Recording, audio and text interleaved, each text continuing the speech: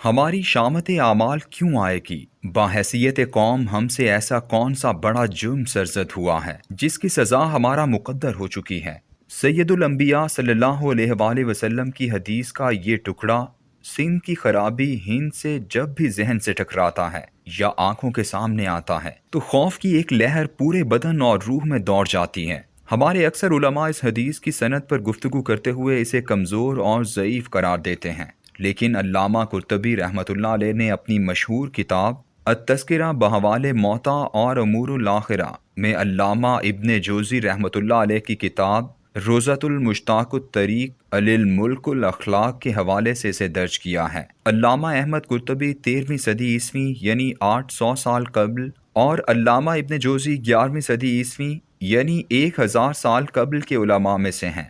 بعد میں آنے والے علماء خصوصاً حافظ ابن کثیر اور امام سیوطی نے نہ صرف اس حدیث کا تذکرہ کیا بلکہ اس میں درج ممالک کی تباہی کے بارے میں پیش گوئیوں کو دیگر احادیث سے بھی ڈھونڈ نکالا۔ گزشتہ 1000 سال سے اس حدیث کے بارے میں بحث جاری ہے اور وقت کے ساتھ ساتھ جوں جوں دنیا کے حالات میں گروہ بندیاں، جنگیں اور علاقائی بالادستی کی دوڑ واضح ہوتی جا رہی ہے تو محسوس ہوتا ہے کہ رسول اکرم صلی اللہ علیہ وآلہ وسلم نے جہاں جہاں اور جس خطے یا ملک کے بارے میں جیسا بتایا تھا ویسا ہی ہو رہا ہے۔ اس حدیث کے تناظر میں ہماری شامت اعمال کیوں اور کیسے؟ یہ شامت اعمال اس کائنات کے بارے میں اللہ کے بتائے ہوئے قانون اور امتوں پر عذاب و ثواب کی وجوہات کے عین مطابق آئے گی۔ اس دنیا میں جتنے بھی انسان پیدا ہوئے ہیں انہوں نے ایک دن اللہ کی طرف لوٹ جانا ہے اور ہر کسی نے اپنے اعمال کا علیحدہ تنہا جواب دینا ہے۔ فرمایا اور ان میں سے ہر شخص قیامت کے دن اللہ کے حضور پیش ہوگا اکیلا اکیلا، لیکن قوموں اور ملتوں کے اجتماعی گناہوں کا حساب اللہ اسی دنیا میں لیتا ہے اور سزا بھی یہیں دے دی جاتی ہے۔ بقول اقبال، فطرت افراد سے اغماض بھی کر لیتی ہے، نہیں کرتی کبھی ملت کے گناہوں کو معاف۔ کسی قوم کے اجتماعی گناہوں کی وجہ سے جب ان پر سزا کا حکم سنایا جاتا ہے تو پھر نیک و بد، قصوروار و بے قصور سب یکساں اس کی زد میں آتے ہیں۔ ڈرو اس وبال سے جو تم میں سے صرف ظالموں ہی کو لاحق نہیں ہوگا۔ ہم سے پہلے بستیوں کی بستیاں اجاڑ دی گئیں جن میں نیک اور بد دونوں شامل تھے۔ ایسا کیوں کیا گیا؟ اس لیے کہ ان قوموں کے لیڈر، رہنما اور اہل طاقت لوگ جنہیں قرآن الملا کہہ کر پکارتا ہے وہ اللہ کی نافرمانی اور برائی کا ارتکاب کر رہے ہوتے تھے، مگر پوری بستی ان کے سامنے ہتھیار ڈال دیتی تھی۔ قوم سمود کے بارے میں اللہ فرماتا ہے اور شہر میں صرف 9 شخص تھے جو ملک میں فساد کیا کرتے تھے اور اصلاح سے کام نہیں لیا کرتے تھے۔ یہ 9 لوگ جو لیڈر یعنی الملا تھے جن کی اثر و رسوخ یا خوف و لالچ کی وجہ سے بستی کے تمام لوگ ان کا ساتھ دیتے تھے، اس لیے سب کے سب شریک جرم ٹھہرائے گئے اور بستی نشان عبرت بنا دی گئی۔ باحیثیت قوم آج ہمارا حال بھی مختلف نہیں۔ دنیا بھر کے مسلمانوں نے اللہ سے صرف ایک میثاق یا معاہدہ کیا ہوا ہے، یعنی اللہ پر ایمان لانا اور نیک عمل کرنا۔ یہ انفرادی معاہدہ ہے جو مراکش سے برونائی تک ہر مسلمان نے اپنے اللہ کے ساتھ کیا ہے اور اس کے بارے ان سے آخرت میں باز پرس ہوگی۔ لیکن برِ صغیر پاک و ہند میں آباد مسلمانوں نے اللہ کے ساتھ ایک اور اجتماعی معاہدہ بھی کیا تھا، باحیثیت قوم و ملت ایک معاہدہ کہ اگر ہمیں ایک خطہ زمین مل جائے تو پھر ہم اللہ کے دین کو اس سرزمین پر نافذ کریں گے۔ ہماری تاریخ میں یہ کوئی ڈھکی چھپی بات نہیں ہے۔ سیکولر لبرل مفکرین ہزاروں صفحات لکھ کر خود کو یا پاکستانی قوم کو دھوکہ تو دے سکتے ہیں لیکن اللہ کو دھوکہ نہیں دے سکتے۔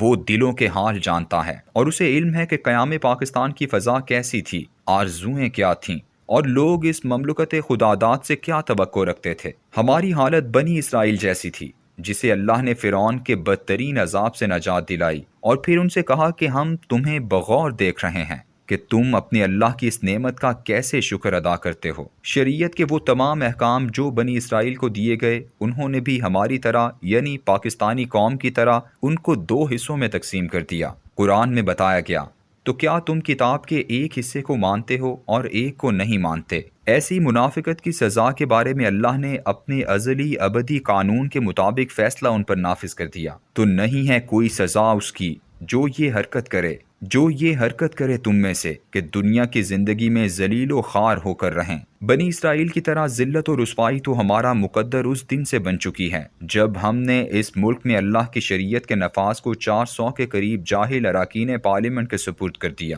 کہ وہ جس حصے کو چاہیں نافذ کریں یا جس کو چاہیں نہ نافذ کریں، یا پھر اللہ کے ساتھ کیے گئے اس وعدے کا ٹھیکہ جرنیلوں نے لے لیا کہ ضیاء الحق آئے تو وہ بھی آدھا دین قابل نفاذ سمجھے اور مشرف آئے تو شریعت وجہ تضحیق بن جائے۔ اہل نظر جانتے تھے کہ پوری قوم کو اس جرم کی بدترین سزا ایک دن ضرور ملنی ہے، اس لیے کہ ہماری قوم کے رہنما یعنی الملا وہ ہیں جن کا دین کے ساتھ دور دور تک تعلق نہیں۔ آج اس سزا کی گھن گرج چاروں طرف سنائی دے رہی ہے، اور اگر ہم اس کے مستحق ٹھہرے تو پھر ہم میں سے نہ کوئی پارسا و تہجد گزار بچے گا اور نہ کوئی مجرم اور قصوروار۔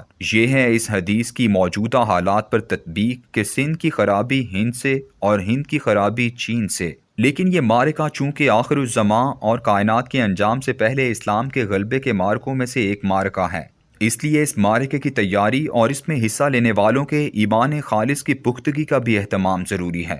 حق و باطل کے معرکوں میں بالآخر وہی سرخرو ہوتے ہیں جن کا توکل اور ایمان کامل ہو۔ بدر کے یوم الفرقان میں اللہ دلوں کو مضبوط کر دیتا ہے، احد میں متزلزل ایمان والوں کو رستے سے ہی واپس موڑ دیتا ہے۔ یہ اللہ کی سنت ہے کہ طالوت و جالوت کے معرکے میں شدید پیاسی بنی اسرائیل کو ایک میٹھے دریا سے گزارتا ہے اور پانی نہ پینے کا حکم دے کر آزماتا ہے۔ جو حکم مانتا ہے صرف وہی معرکے میں شامل ہوتا ہے۔ 40 سالہ افغان جنگ میں اللہ نے خراسان کے واسیوں کے ایمان کو ٹھونک بجا کر دیکھا۔ حکمت یار سے احمد شاہ مسعود تک جو کوئی قبیلے، قوم اور علاقے کی محبت میں گرفتار تھا اسے چھانٹ کر علیحدہ کر دیا، اور فتح اس عمر ثالث ملا محمد عمر کے ساتھیوں کو دی گئی کہ جس نے کہا تھا نہ ہم زمین کے لیے لڑ رہے ہیں اور نہ قومیت کے لیے۔ آخر الزماں کا سب سے بڑا معرکہ برپا ہونے جا رہا ہے۔ یہاں ایمان خالص بہت ضروری ہے۔ اللہ فرماتا ہے کہ وہ گندگی کو پاکیزگی سے چھانٹ کر علیحدہ کر دے گا۔ سٹیج تیار ہو چکا ہے، دنیا دو حصوں میں تقسیم ہونے والی ہے۔ رسول اکرم صلی اللہ علیہ وآلہ وسلم نے فرمایا لوگ دو خیموں میں تقسیم ہو جائیں گے، ایک اہل ایمان کا خیمہ جس میں بالکل نفاق نہیں ہوگا، دوسرا منافقین کا خیمہ جس میں بالکل ایمان نہیں ہوگا۔ صف بندیوں کے اس موسم میں اپنا ٹھکانہ خود تلاش کر لو، اب وسیع البنیادی کے دن گئے، معرکوں کے دن آ گئے ہیں۔